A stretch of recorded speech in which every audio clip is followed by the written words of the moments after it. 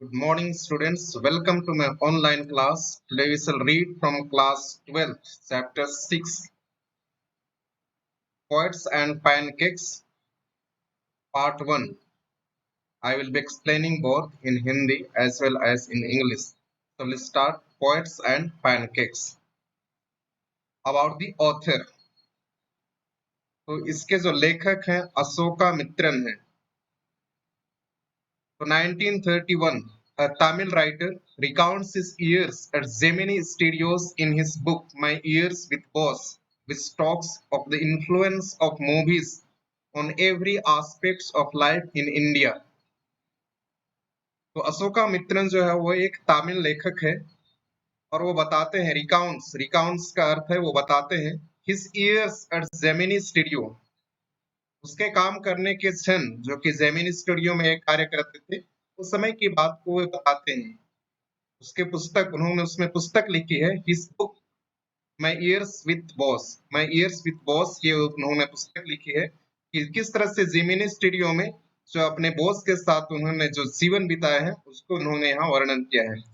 Which talks of the influence of movies, जिसमें की बातें बताई गई हैं कि किस तरह से जो फिल्म है वो प्रभाव डालती है. इन्फ्लुएंस मतलब प्रभाव डालती है मनुष्यों के प्रत्येक जीवन के प्रत्येक पहलुओं में फिल्म किस तरह से प्रभाव डालती है उसका वर्णन किया गया है. The Gemini Studios located in Chennai. Gemini Studio स्थित था कहाँ पर? चेन्नई में. Was set up in 1940. तो इसका जो स्थापना हुआ था 1940 में इसका स्थापना हुआ था Gemini Studio. It was one of the most influential film producing organization of India. तो यह भारत का सबसे अधिक influential फिल्म प्रोड्यूसिंग ऑर्गेनाइजेशन, तो फिल्म निर्माण करने का ये बहुत ही जाना माना जगह था स्टूडियो जेमिनी स्टूडियो भारत में. In the early days of Indian film making, जब भारत में प्रारंभ में मतलब फिल्म निर्माण का कार्य किया जा रहा था, शुरुआत में जब कोई भी दूसरा स्टूडियो नहीं था तो उस समय ये मतलब बहुत बड़ा फिल्म निर्माण का जगह हुआ करता था. इट्स फाउंडर वॉज एस भासन. तो ये नाम आपको याद रखना पड़ेगा. तो इसके जो संस्थापक थे वो कौन थे? एस भासन. और इसी को एस भासन को ही यहाँ लेखक अपने पुस्तक में मैं ईयर्स विथ बॉस लिखते हैं. मतलब हम आगे इसको बॉस के नाम पर भी हम लोग सुनेंगे. तो बॉस कहने का अर्थ वहां पर एस भासन का नाम ही होगा. The duty of Ashoka Mitran in Gemini Studio was to cut out newspaper clippings on a wide variety of subjects and store them in files. तो यहाँ लेखक अपने कार्य को बताते हैं कि जेमिनी स्टूडियो में उसको कौन सा कार्य दिया गया था. तो उसका क्या कार्य था? The duty of Ashoka Mitran in Gemini Studio was to cut out newspaper clippings. तो वो वहां पर बैठ करके न्यूज़पेपर को कटिंग करते थे. उनका जो क्लिपिंग्स था जिसमें कुछ स्पेशल न्यूज हो या तो कुछ जो क्या घटना घट रही है जो कि उनके निर्माताओं को, जो इस स्टूडियो के जो निर्माता हैं, फिल्म प्रोड्यूसर हैं, उसके जो लेखक हैं, उन सबको काम आ सके या इससे उन लोग कुछ प्रेरणा ले सके ताकि उनका अपना मूवी के निर्माण में, फिल्म के निर्माण में उससे कुछ मिलता जुलता इस आइडिया मिल सके और वो कहानी लिख सके. और इसी का मतलब वो क्या करता था? क्लिपिंग्स काट करके फाइल में जमा करता था. Many of these had to be written out by hand, और उसमें से अधिकतर को उसको हाथ से भी लिखना पड़ता था. Although he performed an insignificant function, हालांकि ये जो कार्य करता था वो मतलब बहुत बड़ा काम नहीं था. Insignificant मतलब कोई बहुत बड़ा काम नहीं था. He was the most well informed, लेकिन उसको सब चीज का बहुत अधिक जानकारी थी. Of all the members of the Gemini family, तो जितने भी जेमिनी परिवार में जो भी सदस्य थे, तो जो मतलब जिसमें से सबसे अधिक जानकारी जो था वो अशोकामित्रन को ही मिला करता था, क्योंकि वो दिन भर न्यूज़पेपर कटिंग में ही अपना काम व्यतीत करता था, इसलिए पूरा जानकारी उसको रहती थी. The following is an excerpt from his book my years with boss. और जो हम यहाँ पढ़ने जा रहे हैं वो एक छोटा सा अंश है. उन्होंने जो नॉवल लिखा है, उपन्यास लिखा है माय इयर्स विथ बॉस, उसका कुछ हिस्सा को यहाँ डाल दिया गया है जिसको हम अभी पढ़ने वाले हैं. तो हम लोग इस एक्सप्लेनेशन करते हैं line by line. Pancake was the brand name of the makeup material that Gemini Studio bought in truckloads. तो यहाँ लेखक ने शुरुआत में ही मतलब जो हमारा शीर्षक का दूसरा शब्द है पैनकेक, पोएट्स एंड पैनकेक। ये तो दूसरा शब्द है पैनकेक। इसका यहाँ परिभाषा दे दिया है कि ये पैनकेक होता क्या है। वॉज द ब्रांड नेम, तो ये क्या था, एक ब्रांड नेम था। जिस तरह से लैपटॉप में डेल होता है, एचपी होता है, एसर होता है, उसका जो ब्रांड नाम होता है, तो ये भी पैनकेक क्या था, एक ब्रांड नाम था। क्या का, मेकअप मटेरियल, श्रृंगारिक चीजों का, श्रृंगार की चीजों का मतलब वो क्या था, एक ब्रांड नेम था। तो पैनकेक कोई भी खाने वाला केक नहीं था, लेकिन मतलब श्रृंगार की चीजों का एक ब्रांड नेम था। दैट जेमिनी स्टूडियो बोट इंटरक्लोड्स, जिसको कि जेमिनी स्टूडियो मंगाया करता था, बोट मतलब खरीदता था, इन ट्रक लोड्स मतलब भारी मात्रा में, ट्रक लोड्स का अर्थ है मतलब ट्रक के ट्रक वहां पर, मतलब ये जो श्रृंगार का चीजें होती थी वो आती थी, मेकअप मटेरियल आया करता था। Greta Garbo must have used it, miss Gohar must have used it, Baijanti Mala must also have used it, but Rati Agnihotri may not have even heard of it। तो यहाँ कुछ एक्ट्रेस लोगों का नाम दिया गया है जो कि उस समय की जाने मानी प्रतिभाशाली हीरोइन हुआ करती थी। जैसे ग्रेटा गार्बो, एक स्वीडन की मतलब एक स्वीडिश एक्ट्रेस है, तो वो भी हैव यूज्ड इट मतलब वो भी इस मेकअप को शायद यूज की है। उस मेकअप स्टूडियो में जाती थी और इस मेकअप को उन्होंने प्रयोग किया गया, क्योंकि उस समय पैन केक ही ब्रांड मेकअप मटेरियल था, तो इसका उन्होंने प्रयोग किया गया। Miss Gohar must have used it, तो मिस गोहर भी इसका प्रयोग की होगी, और बैजंती माला आल्सो हैव यूज्ड इट मतलब बैजंती माला ने भी इसका प्रयोग किया हो गया। तो ये जो फेमस फेमस एक्ट्रेस थी उस जमाने की, तो इनका जो कार्यकाल था हम कह सकते हैं कि 1940 में तो इस स्टूडियो की स्थापना हुई थी। तो ये 1950 के लगभग ये अपना करियर की प्रारंभ की हुई थी। जो ये तीन हमने एक्ट्रेस पढ़े हैं 1950 के अराउंड ये अपना करियर की प्रारंभ की थी, और उस समय ये पैन केक ही फेमस था।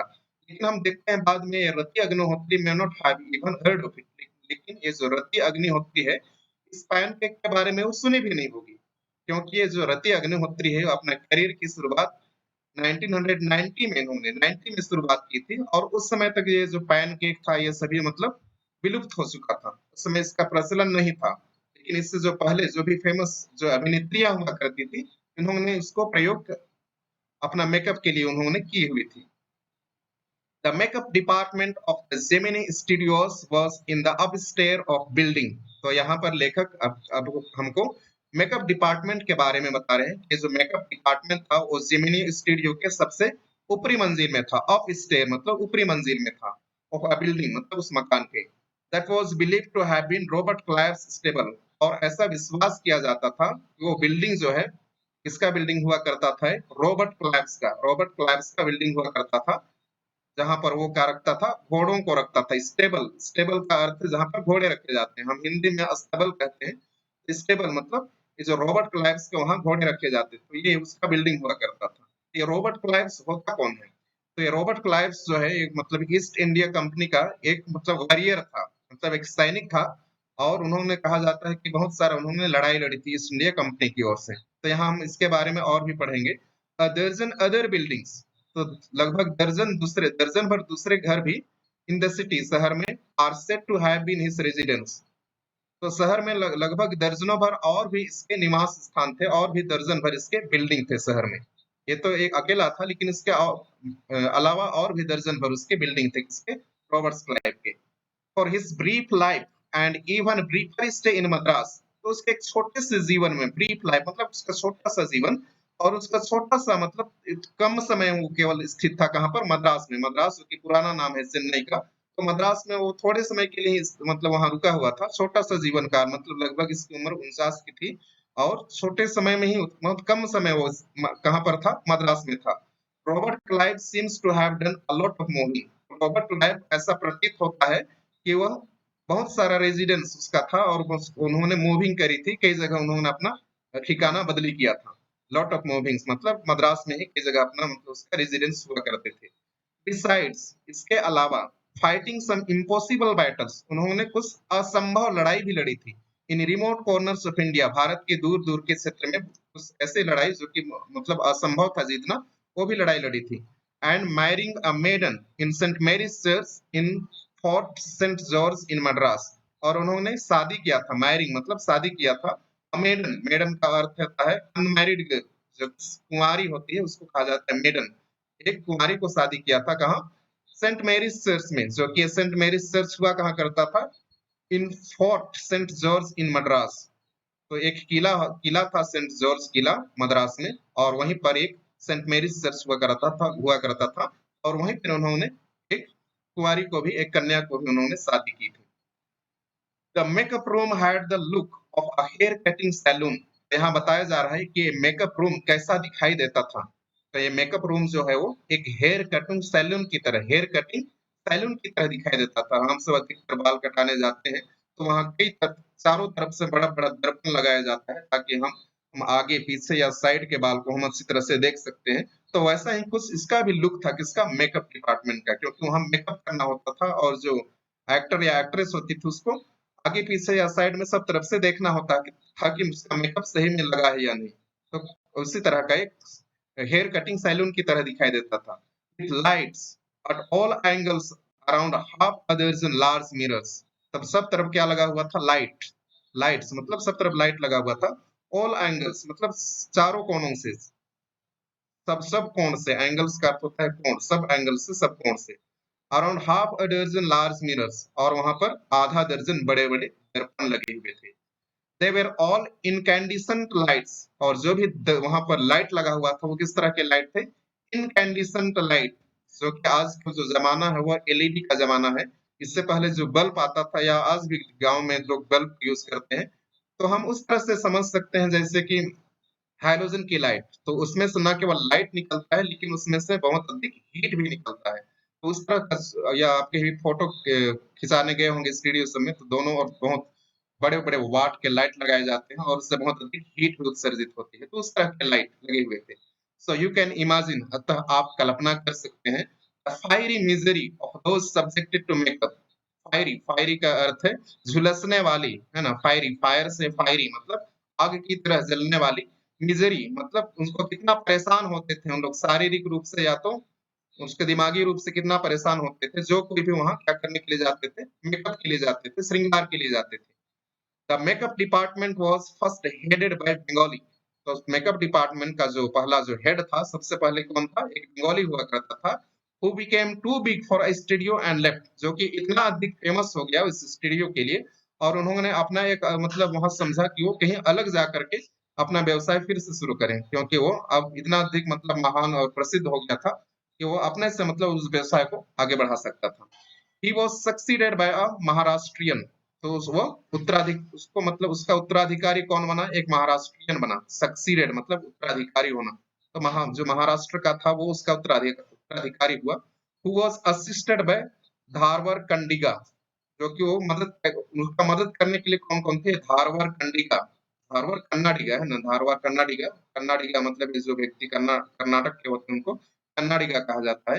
एंड आंध्रा, तो आंध्रा से भी लोग उसका असिस्ट करने के लिए थे। मद्रास इंडियन क्रिश्चियन, और मद्रास से या चेन्नई से वहाँ एक क्रिश्चियन भी था। एंड एंग्लो बर्मिस, और Anglo Burmese and usual local Tamils, और बहुत सारे वहाँ के लोकल तमिल्स लोग भी उसकी मदद करने के लिए थे। मतलब उस समय जो हेड था वो महाराष्ट्र का रहने वाला था। तो यहाँ पर हम एक तरह से बोलेंगे तो मतलब वहाँ पर एक पूरा यूनिट ही था। तो यहाँ आगे बताया भी जा रहा है, क्योंकि यहाँ सभी धर्म, संप्रदाय और कल्चर के लोग थे, और यहाँ पर एक राष्ट्रीय एकता की तरह विकसित की गई है। वहाँ मतलब किसी भी तरह का डिस्क्रिमिनेशन नहीं था धर्म के नाम पर, जाति के नाम पर, लेकिन सभी धर्म, संप्रदाय और जाति के लोग वहाँ पर काम कर रहे थे। All this shows that there was a great deal of national integration। तो यहाँ उसी को बताया जा रहा है कि ये सभी दिखाता है कि वहाँ पर मतलब बहुत बड़ा क्या था? एक राष्ट्रीय एकता उत्पन्न हो चुका था, राष्ट्रीय एकता बन गया था। लॉन्ग बिफोर, बहुत पहले ही, जैसे कि All India Radio and Doordarshan began broadcasting programmes on national integration. इससे पहले ही कि ऑल इंडिया रेडियो या तो दूरदर्शन पर राष्ट्रीय एकता पर बहुत सारे प्रोग्राम दिखाए जाने लगे, उससे कहीं पहले ही जेमिनी स्टूडियो में इस तरह का मतलब नेशनल एकता का कार्य देखा जा सकता था। This gang of nationally integrated makeup men could turn any decent looking person into a hideous crimson hued monster with the help of truck loads of pancake। तो यहाँ पर लेखक जो एक तरह से मतलब तंज कस रहे हैं, ताना मार रहे हैं, this gang of nationally integrated makeup man बोल रहे हैं। गैंग, ये सब देखिए, ये गैंग गैंग जो है अधिकतर जो बदमाशों के लिए या तो डकैतों के लिए प्रयोग किया जाता है। यहाँ पर लेखक चाहते तो मतलब टीम प्रयोग कर सकते थे, लेकिन इसका कार्य मतलब वो व्यंग कसना चाह रहे हैं।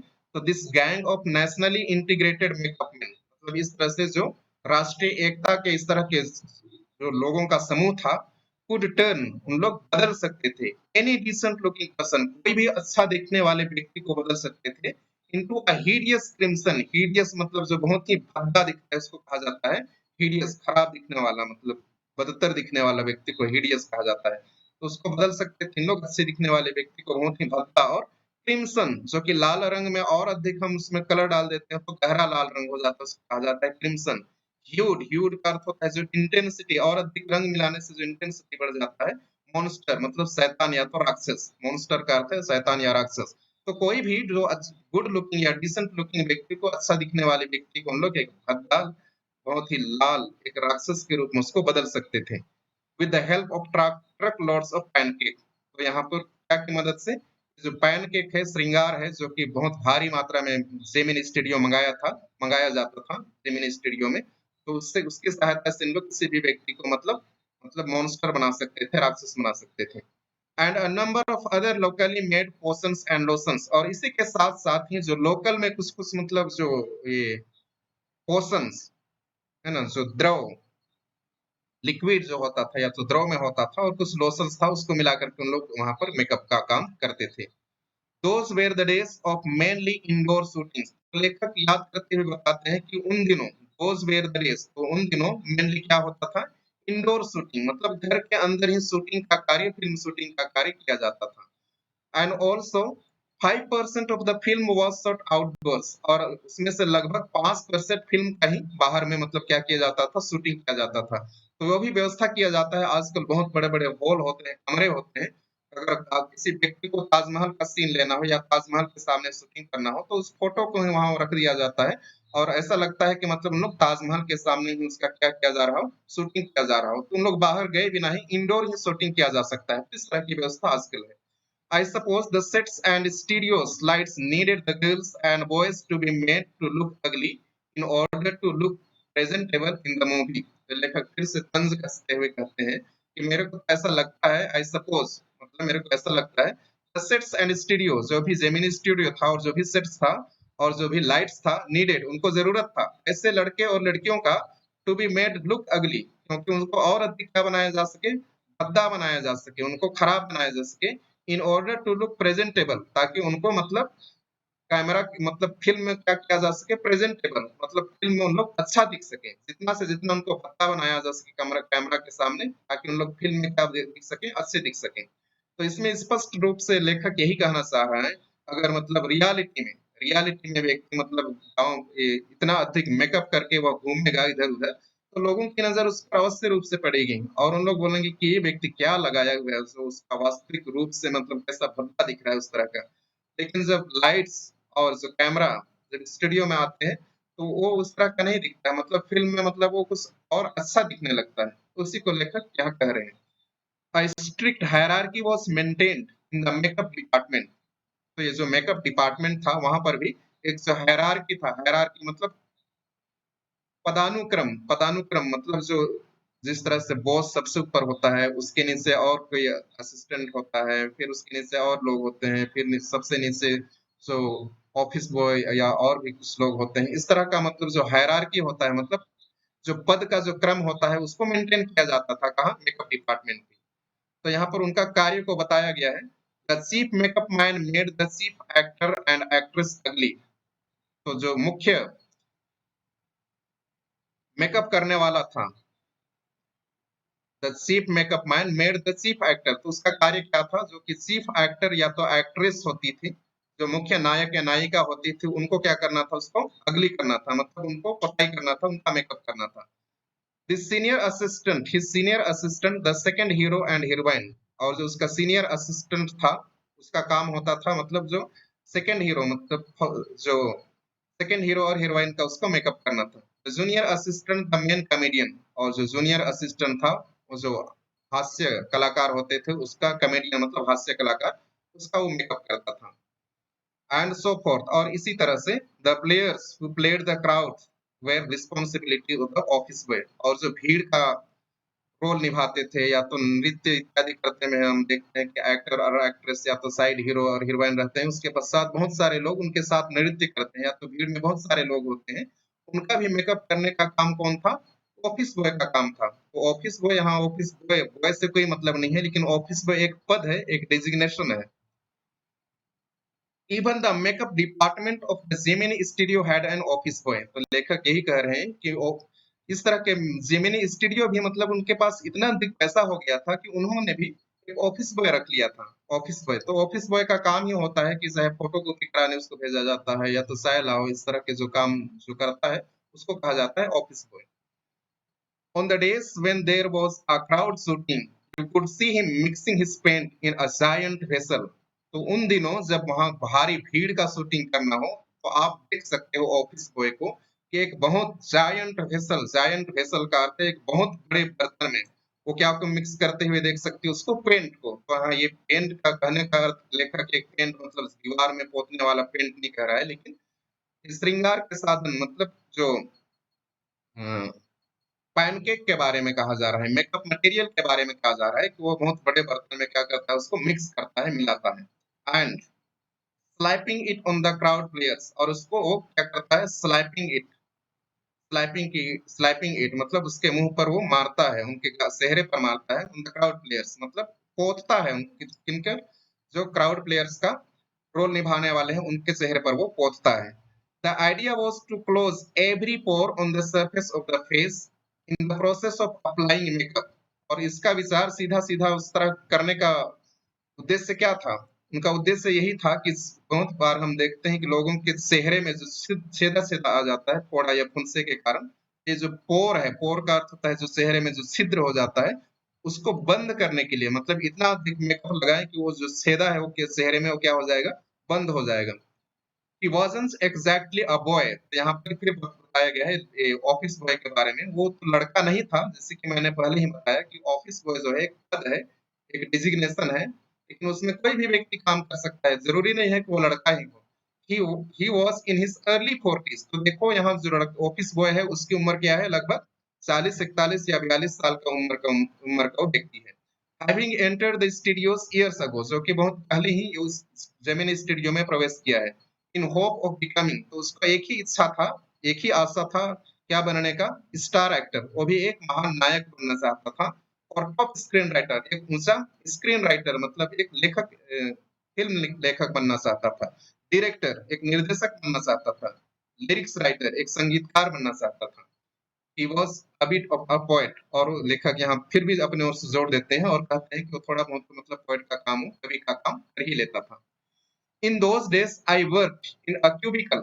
लेखक अभी अपने कार्य के बारे में बता रहे हैं कि उन दिनों में वे काम करते थे कहाँ, एक क्यूबिकल में। क्यूबिकल क्या होता है? क्यूबिकल आप अगर कंप्यूटर रूम में कभी गए होंगे बड़े बड़े ऑफिस में, तो वहां पर चारों तरफ से मतलब लकड़ी का एक घेरा बनाया होता है, क्यूब केबिन के समान बना दिया जाता है, उसी को कहा जाता है cubicle. Two whole sides of which were French windows, तो उसका क्यूबिकल में मतलब पूरा दीवार में होल साइड्स मतलब सब तरफ क्या बना हुआ था, of which were French windows, उसके दीवार में क्या लगा हुआ था? फ्रेंच विंडोज लगा हुआ था। तो फ्रेंच विंडोज क्या होता है? बड़ा बड़ा खिड़की जो कि दरवाजे की तरह ही होता है, जिसमें शीशा लगा होता है, उसको कहा जाता है French windows. I didn't know at that time they were French, there were called French windows. तो यहाँ लेखक भी खुद कह रहे हैं कि मैं भी नहीं जानता था कि उस समय कि इन खिड़कियों को फ्रेंच विंडोज कहा जाता है। Seeing me sitting at my desk tearing up newspapers day in and day out, मेरे को वहां बैठे हुए देख करके, मेरे डेस्क पर बैठे हुए देख करके और समाचार पत्र को फाड़ते हुए देख करके पूरा दिन और पूरा दिन भर फाड़ते हुए देख करके, मोस्ट पीपल थॉट, अधिकतर लोग सोचते थे, I was doing next to nothing. तो अधिकतर लोग यही सोचते थे कि मैं वहां पर फालतू बैठा हुआ हूँ, मैं कुछ भी नहीं कर रहा हूँ। It is likely that the boss thought likewise too. तो लेखक यहाँ आगे यह कहते हैं कि ऐसा हो भी सकता है इस तरह से, जो कि मेरा बॉस मुझको जो कि काम में रखा था, शायद वो भी वैसा ही सोचता होगा कि मैं कुछ नहीं करता हूँ। So anyone who felt I should be given some occupation would barge into my cubicle. तो कोई भी, तो एनीवन मतलब कोई भी, हु फेल्ट जिसको लगता था, I should be given some occupation कि मुझको कुछ काम दिया जाए। ऑक्यूपेशन मतलब यहाँ पर काम से है, व्यवसाय से है। कि मुझको कुछ काम दिया जाए, वुड बार्ज इनटू, वह ऐसे ही सीधे घुस आता था बिना दरवाजा ठकठकाए, वह मेरे कमरे में घुस आता था, मेरे क्यूबिकल मतलब मेरे केबिन में आ जाता था, and deliver N extended lecture, और वह लंबा चौड़ा क्या देता था, भाषण देता था। एक्सटेंडेड लेक्चर मतलब लंबा चौड़ा भाषण देता था, और उसके भाषण को जैसे ही मेरे पास कुछ भी काम ना हो, मेरे को उसको सुनना पड़ता था। मतलब यहाँ यही कहा जा रहा है कि कोई भी व्यक्ति आ जाता था और ऑफिस में जो भी काम चल रहा है या किसी के बारे में निंदा या शिकायत करना हो या कुछ भी बोलना हो, तो व्यक्ति आ जाते थे और वहां पर मेरे को मतलब सुनाते थे। The boy in the makeup department had decided I should B enlightened. तो यहाँ पर जो ऑफिस बॉय की बात की जा रही है, जो ऑफिस बॉय था मेकअप डिपार्टमेंट में, वो निर्णय ले लिया था I should B enlightened. Enlighten यहाँ गॉडली शब्द है, तो एनलाइटन्ड का अर्थ होता है मतलब गुरु के द्वारा शिष्य को दिया गया ज्ञान। मतलब यहाँ मतलब वो तो निश्चय कर लिया था कि उसको कुछ ज्ञान दिया जाए। Enlightened on how great literary talent was being allowed to go waste. तो ये जो ऑफिस बॉय है, उन्होंने तो निश्चय कर लिया था कि मुझको कुछ ज्ञान दिया जाए कि कैसे लिटरेरी टैलेंट, जो प्रतिभावान या जो प्रतिभा है, टैलेंट योग्यता है, जो क्षमता है, वो कैसे वेस्ट हो रहा है, उसको कैसे मतलब वेस्ट किया जा रहा है, वो बर्बाद हो रहा है इन अ डिपार्टमेंट। डिपार्टमेंट मतलब उस जेमिनी स्टूडियो में, fit only for barbers and perverts. और क्यों बर्बाद हो रहा है, क्योंकि वैसे उनके जैसे जो प्रतिभाशाली व्यक्ति हैं, उनका जो टैलेंट है, योग्यता है, क्यों बर्बाद हो रहा है, क्योंकि उनको दूसरों को अवसर मिल रहा है, जैसे बार्बर्स नए लोगों को अवसर मिल रहा है, एंड परवर्ट्स, परवर्ट्स मतलब पथभ्रष्ट, पथभ्रष्ट लोगों को अवसर मिल रहा है, या तो जो सेक्सुअली मतलब जो अबनॉर्मल होते हैं उनको कहा जाता है परवर्ट्स। तो उनको मतलब अवसर मिल रहा है, और उनके बदले में मतलब जो जिनके पास वास्तविक प्रतिभा है वो ऐसे ही वेस्ट हो जा रहा है। ऐसा मतलब ऑफिस बॉय लेखक के पास आकर के सुनाता था। Soon I was praying for crowd shooting all the time। तो लेखक देखो परेशान रहता था, तो लेखक भी बोल रहे हैं कि मैं बहुत जल्दी प्रार्थना कर रहा होता था कि जल्दी से जल्दी क्या हो, क्राउड की शूटिंग हो, मतलब सब समय क्राउड की शूटिंग हो। Nothing short of it could save me from his epics, क्योंकि इससे दूसरा चीज मुझको उसके जो लंबा चौड़ा जो काव्य है उससे बचा नहीं सकता था। एपिक्स, एपिक्स मतलब लंबा चौड़ा जो काव्य है, उसके काव्य से मुझको कोई भी दूसरा कोई बचा नहीं सकते थे। इसलिए वो प्रार्थना करता था ताकि ये व्यक्ति जो है ऑफिस पर हमेशा उनका मेकअप करने में, उनके चेहरे पर पुताई करने में वो हमेशा व्यस्त रहे, और लेखक उसके चंगुल से फुर्सत रहे। In all instances of frustration, you always find the anger directed towards a single person openly or covertly। तो all instances, तो सभी क्षेत्र में आप पाएंगे जब व्यक्ति हताशा या निराशा में होता है। फ्रस्ट्रेशन, फ्रस्ट्रेशन मतलब कहीं पर भी आप पाएंगे कि कोई भी व्यक्ति जब हताशा या निराशा में होता है, यू विल ऑलवेज फाइंड, आप हमेशा पाओगे the anger directed towards a single person, तो उसका गुस्सा जो है किसी एक व्यक्ति पर जाता है। सिंगल पर्सन मतलब किसी एक व्यक्ति पर, ओपनली और कवर्टली, वो खुले रूप से या तो गुप्त रूप से। कवर्टली, कवर्टली का अर्थ है गुप्त रूप से। And this man of makeup department was convinced, और ये व्यक्ति जो कि मेकअप डिपार्टमेंट का जो ऑफिस बॉय था, वो तो उसका तो दृढ़ इच्छा हो गया था, उसको पूरा मतलब पूर्ण विश्वास था। कन्विंस्ड मतलब उसको पूर्ण विश्वास था दैट ऑल हिज वॉस कि उसका पूरा दुख दर्द, वॉस का अर्थ है दुख दर्द, सोरो, इग्नोमिनी, इग्नोमिनी मतलब पब्लिक डिसग्रेस, बेइज्जती है ना, बेइज्जती, एंड निग्लेक्ट जिसको कि केयर नहीं करना। तो वो उसको पूरा विश्वास था कि उसका जो भी दुख दर्द है और पब्लिक में जो भी उसकी बेइज्जती हुई है और लोग उसको केयर नहीं करते हैं, वेयर ड्यू टू कुथु मंगलम शिबू, तो ये सभी किसके कारण है, कोथा मंगलम शिबू के कारण ही उसको ये सभी झेलना पड़ता है। तो यहाँ लेखक आगे सुबु के बारे में बता रहे हैं। सुबु वॉज द नंबर टू, तो जैसे कि हायरार्की पदानुक्रम या पद का जो क्रम होता है, तो ये पहला में तो एस वासन बोस थे, फिर दूसरे नंबर पर सुबु वाज द नंबर टू, मतलब दूसरे पद पर ये आते थे। इसका ओहदा जो था वो दूसरे नंबर पर था at Gemini Studios. He couldn't have had a more encouraging opening in films, तो उसको तो उतना जोर शोर से जो फिल्म सिटी में जो एंट्री हुई थी उतना अच्छा नहीं हुआ था किसका, कोथा मंगलम सुबु का, जिस तरह से ऑफिस बॉय का एंट्री हुआ था। तो इसका जो एंट्री फिल्म सिटी में हुआ था उतना अच्छा से नहीं हुआ था। Then our grown up makeup boy had, मतलब जो हमारा ग्रोन अप ऑफिस बॉय है, उसकी एंट्री फिल्म सिटी में बहुत अच्छी तरीके से हुई थी, लेकिन कोथमंगलम सुब्बू का उतना एंट्री अच्छी तरह से नहीं हुई थी। On the contrary he must have had to face more uncertain and difficult times, और इसके उल्टा भी ये जो कोथमंगलम सुब्बू को बहुत मतलब बहुत सारा चीज अनिश्चित और कठिन समस्याओं का सामना करना पड़ा था। फेस का अर्थ है सामना करना। मोर अनसर्टेन, बहुत सारे अनिश्चित और कठिन समस्याओं का सामना करना पड़ा था। और when he began his career, क्योंकि जब वह अपने करियर की शुरुआत किया, there were no firmly established film producing companies. तो अपने करियर की शुरुआत की, क्योंकि ऐसा उसके बातों से लगता है कि ऑफिस बॉय से बहुत पहले ही मतलब फिल्म सिटी में आया हुआ है वो। तो उस समय में कुछ भी अच्छे से एस्टैब्लिश या स्थापित कोई फिल्म स्टूडियो नहीं था। जब उसने अपने करियर की शुरुआत की, कोई भी ऐसा स्टूडियो मतलब स्थापित नहीं था। Even in the matter of education, अगर शिक्षा की बात भी की जाए, स्पेशली फॉर्मल एजुकेशन, जो कि फॉर्मल एजुकेशन मतलब जो शिक्षा कहाँ जाकर ग्रहण किया जाता है, स्कूल में जाकर के ग्रहण किया जाता है, औपचारिक शिक्षा की बात भी की जाए, Subbu couldn't have had an appreciable lead over our boy. तो सुबु जो है इस क्षेत्र में भी, एजुकेशन के क्षेत्र में भी ऑफिस बॉय से क्या था, पिछड़ा हुआ ही था। इसीलिए उससे कौन ईर्ष्या करता है, तो ये ऑफिस बॉय ईर्ष्या करता है। But by virtue of being born a Brahmin, लेकिन उसका एक एडवांटेज था यहाँ, वर्च्यू, वर्च्यू मतलब यहाँ एडवांटेज, उसको एक फायदा था। उसका जन्म कहाँ हुआ था, एक ब्राह्मण परिवार में हुआ था। अ वर्च्यू इंडीड, क्योंकि ब्राह्मण परिवार मतलब उच्च जाति के लोग, ऐसा लोग मानते हैं, और इसीलिए उसको उसका एक फायदा भी मिला।